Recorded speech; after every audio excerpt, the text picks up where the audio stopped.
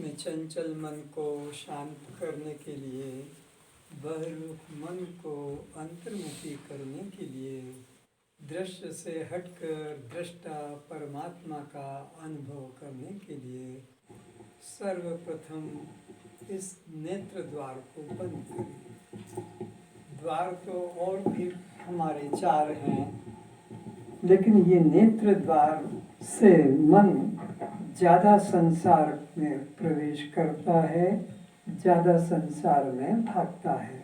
इसलिए आप इस नेत्र द्वार को पहले बंद करें ताकि संसार से आप अधिकांश रूप में कट ऑफ हो जाएंगे और संसार से अब कोई आपका संबंध नहीं है। अब आप घर में देखें, आपका ही जो पिता या माता अभी अभी प्राण छोड़ने जा रहे हैं, आप उनके पास बैठ जाएं।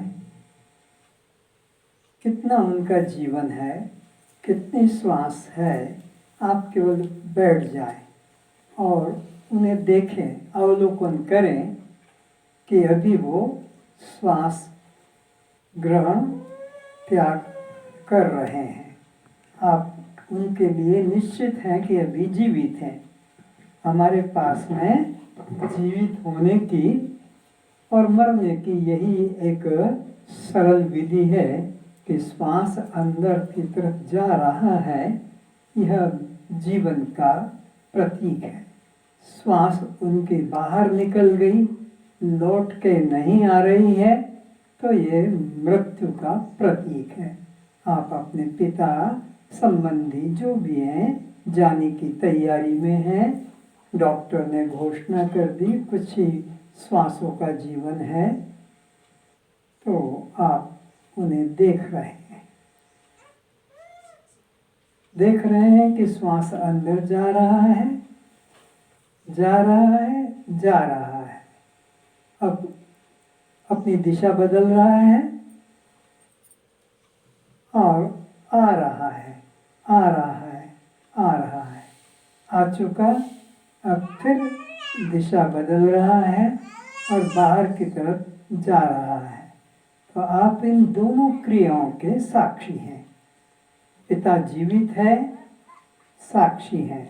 हमारा वो जो संबंधी है अभी जीवित है क्योंकि श्वास अंदर ले रहा है और बाहर अब छोड़ रहा है। आप उसके भी साक्षी हैं। उसके श्वास लेने से आपका कोई संबंध नहीं, आप बिल्कुल अलग हैं। उसके श्वास छोड़ने से भी आपका कोई संबंध नहीं, आप उससे बिल्कुल अलग हैं। आप उसके जीवन के भी साक्षी हैं और आप उसके मृत्यु के भी साक्षी हैं। ये श्वास बाहर जाना मृत्यु का प्रतीक है और श्वास अंदर आना ये जीवन का प्रतीक है। आप उस व्यक्ति से, उस संबंधी से बिल्कुल असंग हैं क्योंकि आप दोनों क्रियाओं को उसकी पहचान रहे हैं। आप उसकी दोनों क्रियाओं से बिल्कुल अलग हैं। आप उसके अंदर श्वास लेने को अपना जीवन नहीं मानते और उसके श्वास बाहर छोड़ने को अपनी मृत्यु नहीं मानते। आप उन दोनों के साक्षी हैं। देख रहे हो, देख रहे हो, श्वास अंदर आ रहा है, आप उसके जीवन का प्रमाण दे रहे हैं कि जीवित है। बाहर छोड़ रहा है तो यह भी आप जानते हैं कि यह अब मृत्यु का प्रतीक है। श्वास के बाहर निकलने को ही मृत्यु कहते हैं और श्वास के अंदर आने को ही जीवन कहते हैं। सभी लोग जो अभी यहाँ बैठे हैं, दोनों घटनाएं सबके साथ साथ घट रही है। जन्म के समय ही मृत्यु शुरू हो गई थी और मरते मरते मरते मरते अभी इतने आप आ गए हैं समाप्ति की तरफ। जन्म के समय ही मृत्यु निश्चित कर दी गई थी। 93 करोड़ और 66 लाख ये जन्म के समय ही आपको कोटा दे दिया गया था और अब उसमें से ही ये खर्च होते होते, जिसे आप गिन रहे हैं, कोई 15, कोई 20 साल, कोई 25 साल, 50, 60, 70, 80, 90, ये गिन रहे हैं, ये खर्च हो चुके हैं। इतना खर्च हो चुका है, इतना मर चुका है। आपका वो जो बैलेंस था अकाउंट में, उसमें इतना खर्च हो गया। तो ये मत समझो कि मृत्यु कोई अंत में घटने वाली घटना है। ये सारे लोगों को ऐसा ही लगता है, जब 80-90 साल का बूढ़ा हो जाएगा तब वो मृत्यु आएगी। ना, ऐसा नहीं। मृत्यु जन्म से ही शुरू है। जन्मते ही मृत्यु हर श्वास में घटती घटती घटती घटती घटती इतनी घट जाती है कि फिर 1-2 श्वास में ही हम उसके जीवन लीला को समाप्त होते देखते हैं। तो अभी आप अपने संबंधी को देख रहे हैं, श्वास अंदर ले रहा है, वो जीवन का प्रतीक है, और बाहर छोड़ रहा है मृत्यु का। अब देखें कि श्वास उसने जो बाहर छोड़ा, अभी लौट के अंदर नहीं आ रहा है।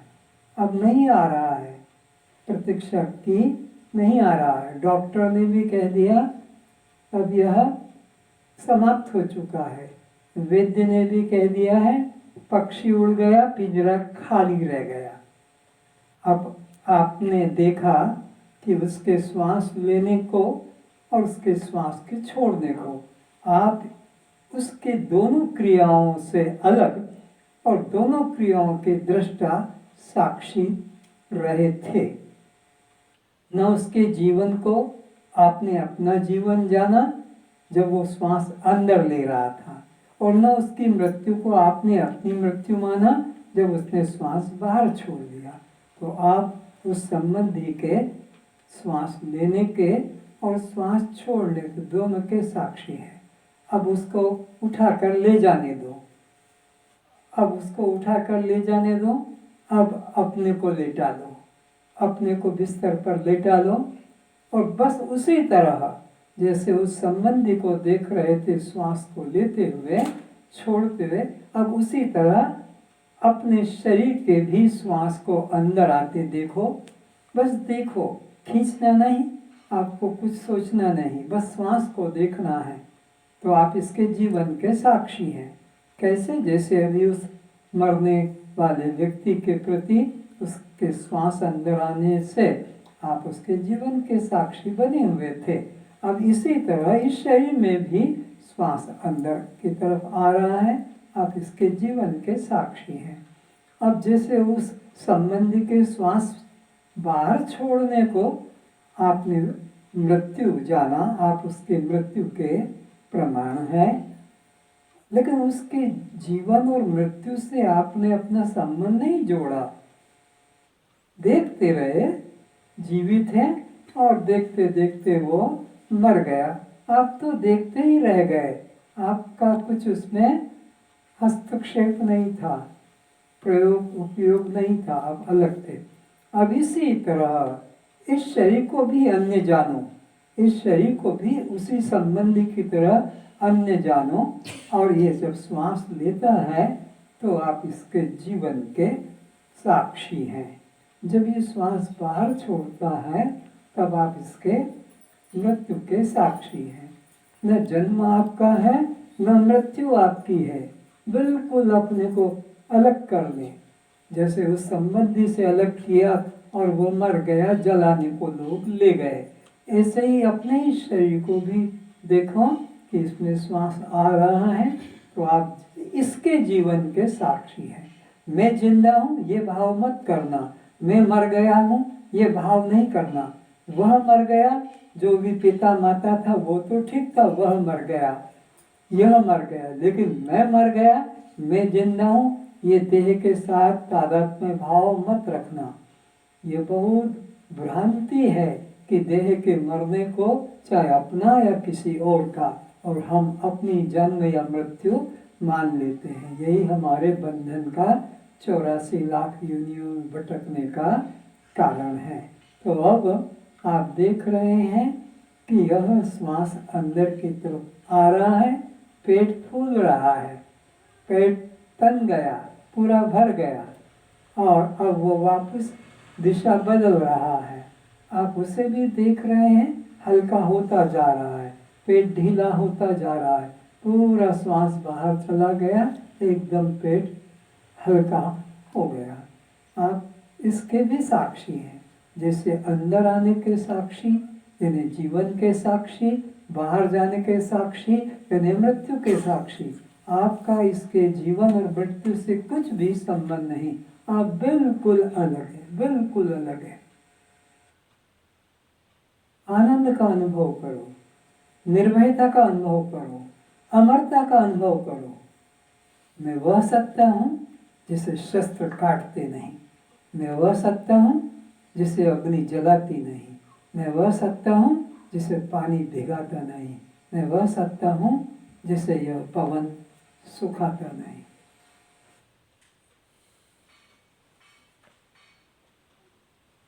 अजर अमर अविनाशी आत्मा, मैं वह सत्ता हूँ, उसका मन में निश्चय करो।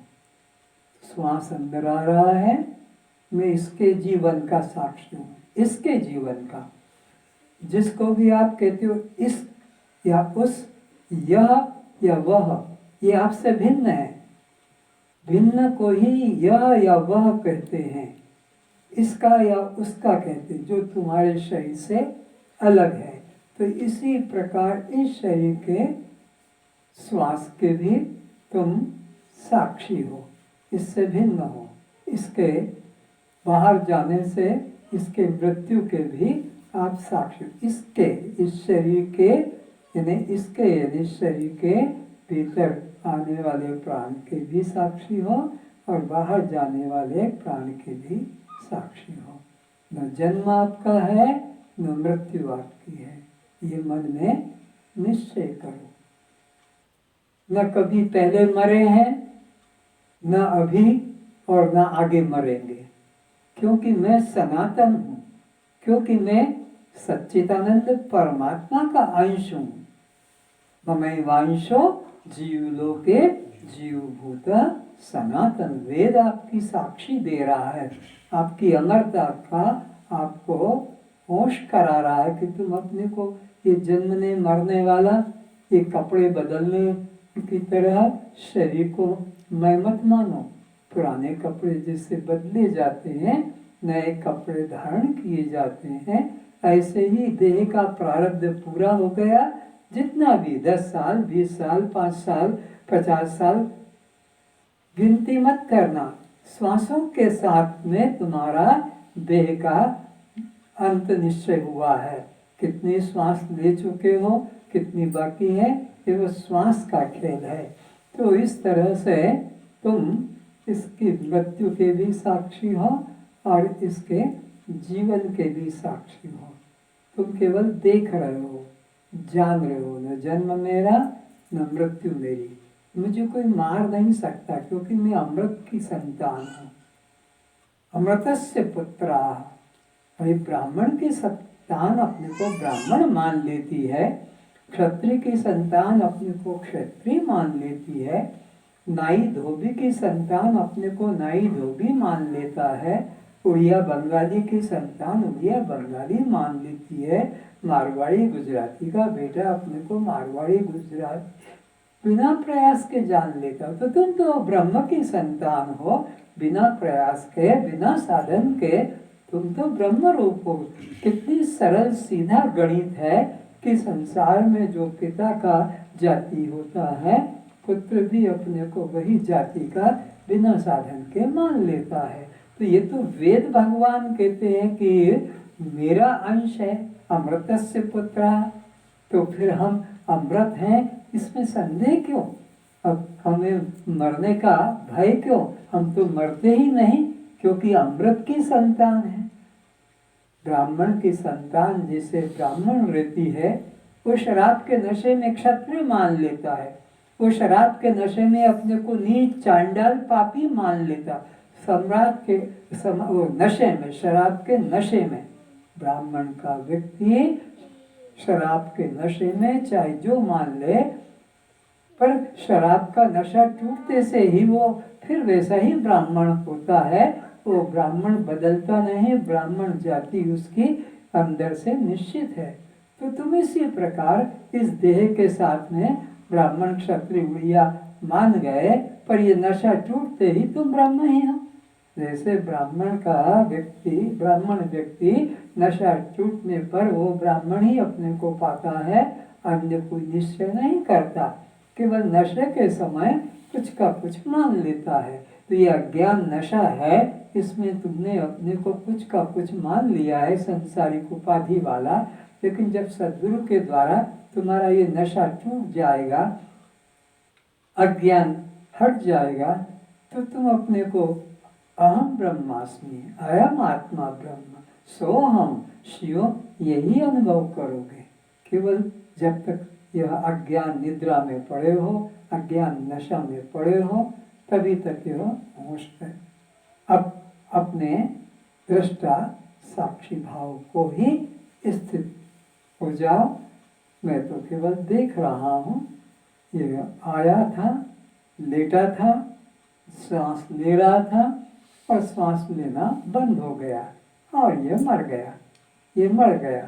जैसे वो रिश्तेदारों को देखा, उठाकर ले गए जलाने को, अब इसको भी देखो, इसके संबंधी लोग तैयार हैं उठाकर ले जाने के लिए, जलाने के लिए।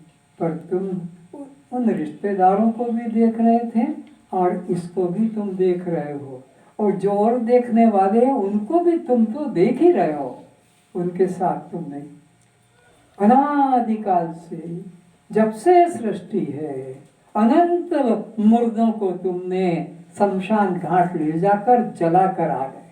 अनंत कालों से, अनंत सृष्टियों में अनंत मुर्दों को शमशान के घाट तुमने पहुंचाया है। लेकिन तुम वह सत्ता हो जिसे आज तक मृत्यु छू नहीं सकी। तुम वहां रहते हो जहां मृत्यु कभी पहुंच नहीं सकती।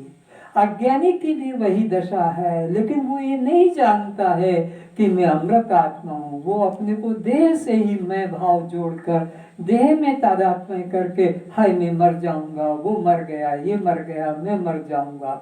लेकिन अमृत आत्मा वह भी है जो महावीर में अमृत तत्व है, राम में, कृष्ण में, शंकर में, ब्रह्मा में, गौतम में, दयानंद में, शंकराचार्य में, जीसस में, सुखदेव में, मीरा में, तुलसी में, जो चैतन्य तत्व है वही चैतन्य तत्व तुम में है। उसमें और तुम में किंचित भी अंतर नहीं। पर वो ये बात को जान चुके हैं, इसलिए वह अवतारों की श्रेणी में आ गए हैं। आप इस बात को नहीं जानते हैं, इसलिए आप अवतारों की श्रेणी में नहीं है, केवल अपने को मनुष्य की श्रेणी में ही देखते हैं। लेकिन याद रखो, जो चेतना सत्ता उनमें है वही तुम में है। वो जैसे किसी माँ बाप के बेटे, हम भी किसी माँ बाप के बेटे। जैसे वो किसी तरह पत्र पुष्प कंद फल खाकर जीते थे, हम भी इसी प्रकार जी रहे। हमने उनमें किंचित भी अंतर नहीं। भेद तो ये अज्ञानी लोग करते हैं कि जीसस अलग है, राम अलग है, कृष्ण अलग है, महावीर अलग है, मोहम्मद अलग है, ये मस्जिद अलग है, चर्च गुरुद्वारा अलग है। लेकिन जो लोग पहुंच चुके हैं ऊपर, टॉप पर, जो अंतिम लक्ष्य पर, उनके तरफ से कोई भेद नहीं। हिंदू, मुसलमान, सिख, ईसाई, जैन, बौद्ध आदि का, ये तो उन्हीं लोगों का है जो अभी मंजिल पर पहुंचे नहीं है, बीच में ही यात्रा में रुके हुए हैं। बस निश्चय करो कि मैं केवल दृष्टा साक्षी आत्मा हूं। 5 मिनट के लिए अब अपने दृष्टा साक्षी भाव में रहते हुए श्वास को देखो। बस देखो, न खींचो अंदर की तरफ, न छोड़ो बाहर की तरफ। आपके हाथ का नहीं, आपके बस की बात नहीं, ये प्रकृति से हो रहा है, होने दो, होने दो। उसमें जुड़ो मत कि मैं कर रही हूँ, मैं कर रहा हूँ, ना, जुड़ो मत, अलग रखो। देखो, बस केवल देखो।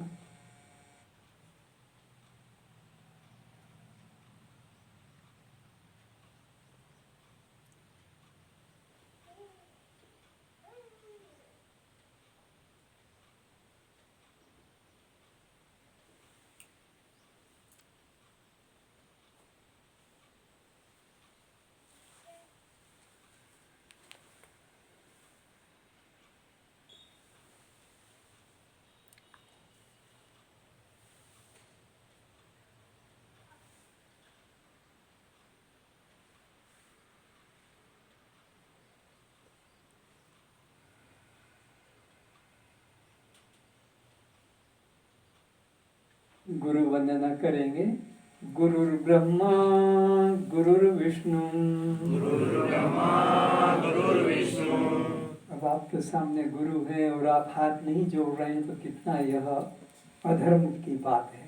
गुरु सामने, गुरु को प्रणाम कर रहे हैं, तब ये आपकी प्रार्थना सार्थक होगी। अगर मुँह से बोल रहे हैं गुरु ब्रह्मा और मन में बेटा बेटी संसार घुसा है तो ये प्रार्थना मुर्दे की प्रार्थना है।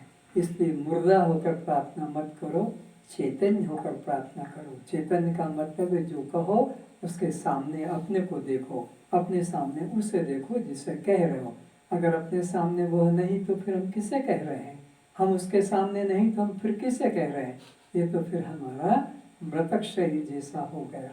इसलिए जो भी तुम्हारा गुरु हो, जो भी तुम्हारा इष्ट हो, जो भी हो, उसको सामने रखो और उसमें वही भाव रख कर कहें।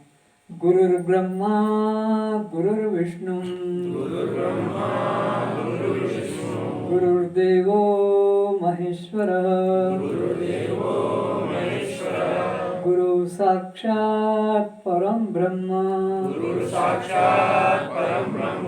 तस्मै श्री गुरुवे नमः।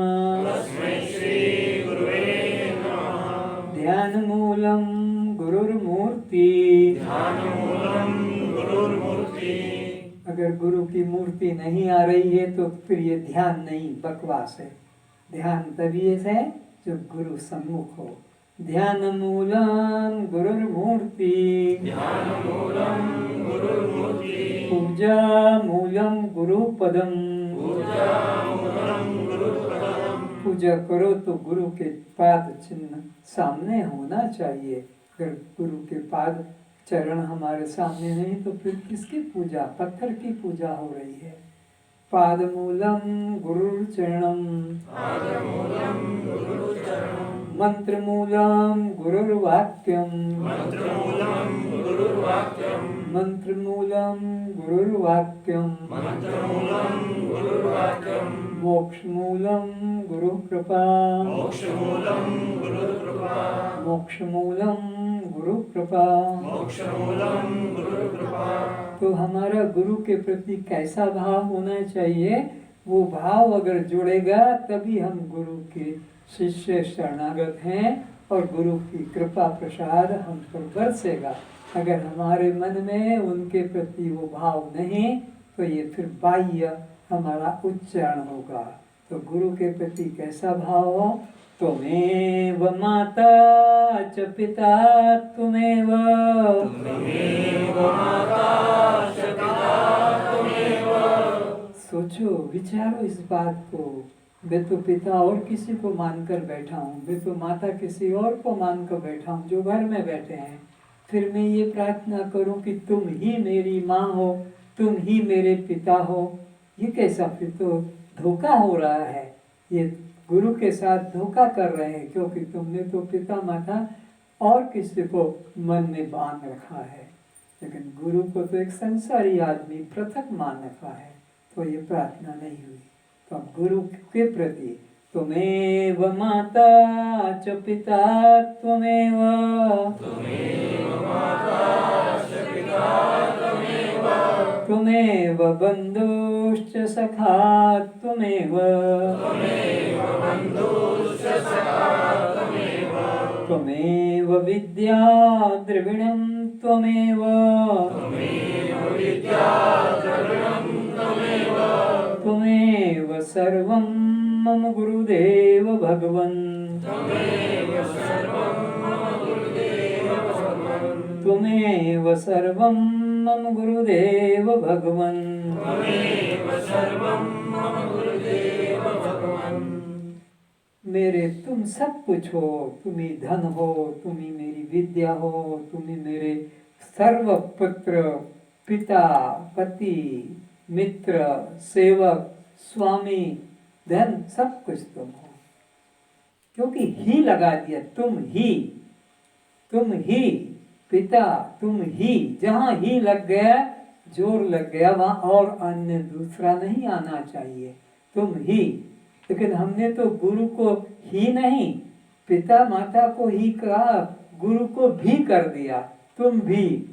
तुम भी मेरे माता पिता हो। वैसे तो मेरे माता पिता घर में बैठे हैं, पर मैं तुमको भी पिता, तुमको भी माता, तुमको भी सखा, तुमको ही सेवक, तुमको ही धन मान, तुमको ही नहीं भी लगा देते हैं। पिता माता को ही लगाया, इसलिए भगवान कहते हैं सबसे ममता ताग बटोरी। ये जो तुमने पिता को, पति को, पत्नी को, पुत्र को एक एक सूत्र में बांध रखा है, एक एक प्रेम के सूत्र में बांध रखा है। और तुम गुरु को, भगवान को भी एक सूत्र में बांध लेते हो कि तुम भी, तुम भी, तुम भी, गुरु जी तुम भी, भगवान जी तुम भी, पिताजी तुम भी। लेकिन भगवान कहते हैं मुझे ये प्यार पसंद नहीं है। सब में से तुम्हारा वो जो संबंध है उसको तोड़ो और उन सब सूत्रों की बटकर एक रस्सी मजबूत बनाओ। उस मजबूत रस्सी से फिर मेरे को जोड़ो, तब मैं तुम्हारे पकड़ में आऊंगा। मैं ये संसारी सूत्र की तरह तुम्हारे बस में नहीं आने वाला हूँ। एक सूत्र में तुम 1 तोले की चीज उठा सकते हो बांधकर, पर एक सूत्र में 10 केजी का वजन नहीं उठा सकते हो। परमात्मा तो सबसे वजनदार, सबसे भारी है। वो इन संसारी सूत्रों में जैसे संसारियों को बांधते हो, उसके लिए तो सबसे ममता तोड़कर केवल भगवान के चरणों में, केवल गुरु के चरणों में जोड़ोगे, तब उससे तुम्हारे को शांति प्राप्त होगी। गुरु को ईर्ष्या होती है, परमात्मा को ईर्ष्या होती है। कब ईर्ष्या होती है? जब उनको छोड़कर किसी और से श्रद्धा करता है, उनको छोड़कर किसी और से प्रेम करता है, तब उसको सोतिया डाह होती है। जैसे स्त्री नहीं चाहती कि मेरा पति किसी और से प्यार करे, उसे डाह होती है। या पुरुष भी नहीं चाहता है कि मेरी पत्नी किसी और पुरुष से प्यार करे। अनन्यता चाहता है पति भी और पत्नी भी अनन्यता चाहते हैं। ऐसे ही भगवान भी अनन्याश्चिंत्यन्तो मामी जना पर्युपास्ते, ऐसा भगवान भी कहते हैं। तो ऐसे ही निष्ठा संसार का काम संसार में होगा, परमात्मा का काम परमात्मा में होगा। घर में जाओ तो पिता भी है, माता भी है, सास ससुर भी है, पुत्र पुत्री, घर में जाने से सब है। ये संसार देश में ये सब है, परमात्मा के देश में कुछ भी यहाँ का नहीं जाता है, कुछ भी वहाँ नहीं संग्रह होता है। यहाँ का है यही छूट जाता है। मृत्यु के समय कुछ भी नहीं, सुई भी साथ नहीं जाती, तागा भी साथ नहीं जाता, यही छूट जाता है। और संसार का यही काम करके यही छोड़ना ही पड़ता है। आए थे तब कुछ लेकर नहीं आए, कर्म की थैली लेकर आए, कर्म की पूंजी लेकर, और उसको तुमने जीवन में खर्च किया। अब जा रहे हो तो जो भी खरीदा है, संग्रह किया है, गाड़ी, मोटर, बंगला, अलंकार, तुम्हारी जो वो सब के सब यहीं छोड़कर रखकर जाना होगा। इसलिए किसी में ममता मत करो। बस मीरा की तरह मेरे तो गिरधर गोपाल, दूसरा न कोई, एक निश्चय, एक निश्चय। जैसे हनुमान जी कहते हैं, और देवता चित्त न धरई, हनुमत से ही सर्व सुख लई। तुम्हें जो भी सुख, जो भी शांति चाहिए, बस वो केवल हनुमान देगा। और किसी देवता का, भगवान का ध्यान मत करना। तो ऐसे ही यहाँ पर भी अनन्याश्चिंतन, तो अनन्य चिंतन करो। अनन्य यानी न अन्य, अनन्य न अन्य, जहाँ दूसरा नहीं। पर हम तो 10 खसम बना के बैठे हैं, ये शनिवार का देवता, ये सोमवार का देवता, ये मंगलवार का देवता, तो ये बुधवार का है, तो ये गुरुवार का है। हमारी भक्ति तो ऐसी पाखंडी वेश्यावृत्ति की है। और हम चाहते हैं कि हमारे पे भगवान कृपा करे। किस पे कृपा करे? तुम तो एक के नहीं हो। इसलिए अनन्य भक्ति है। बस मैं आत्मा, मेरा परमात्मा, मैं परमात्मा, किसी भी तरह एकता का भाव करो। आत्मा तो वो भी आत्मा, परमात्मा तो मैं भी परमात्मा, क्योंकि उसका घोषणा है नेह नानास्ति किंचन, उसके अलावा यहाँ किंचित भी अन्य नहीं है। किंचित भी अन्य नहीं तो मैं फिर अन्य कैसे हो सकता हूँ? फिर वह ही मैं हूँ। जब वो कहता है यहाँ ब्रह्म के अलावा किंचित भी अन्य नहीं है, तो फिर मैं अन्य कैसे अपने को मानूं कि मैं जीव हूँ, मैं पापी हूँ, दुष्ट हूँ, अधम हूँ? ना, जो वह है वो ही मैं हूँ। सभी अपने पवित्र नेत्रों को खोले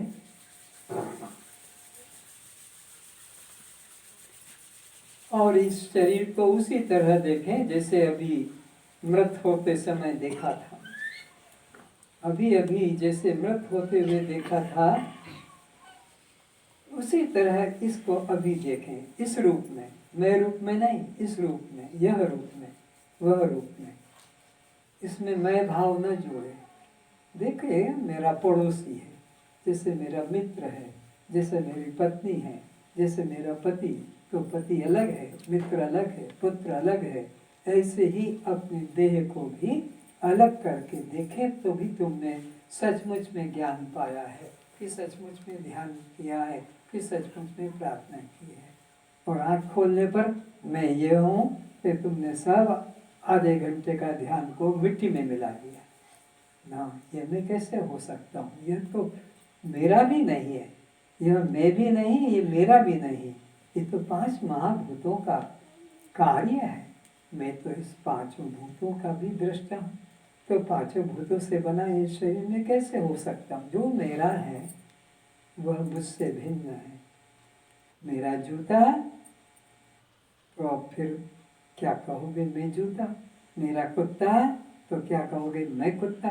नहीं, जो मेरा कहला गया वो मुझसे भिन्न है। जो भी मेरा कहला जाता है, जिस तरफ मेरा हाथ बढ़ जाता है, बस उसको उधर ही रहने दो, इधर मत खींचो। तो इस प्रकार हर क्रिया में अपने को साक्षी, हर क्रिया में अपने को दृष्टा, हर श्वास में अपने को चैतन्य आत्मा जानो, अन्य कुछ नहीं। यही सत्संग का प्रयोजन है। अब अष्टावक्र जी पिछले कुछ दिनों से आप हम सबको यही आत्म तत्व का उपदेश देते चले आ रहे हैं। निमित्त उन्होंने जनक को या कृष्ण ने निमित्त अर्जुन को बनाया, लेकिन बात एक ही समझाई जा रही है, चाहे वो कृष्ण के मुख से कहलाई जा रही हो कि चाहे वो राम के। इधर बैठो लाइन से।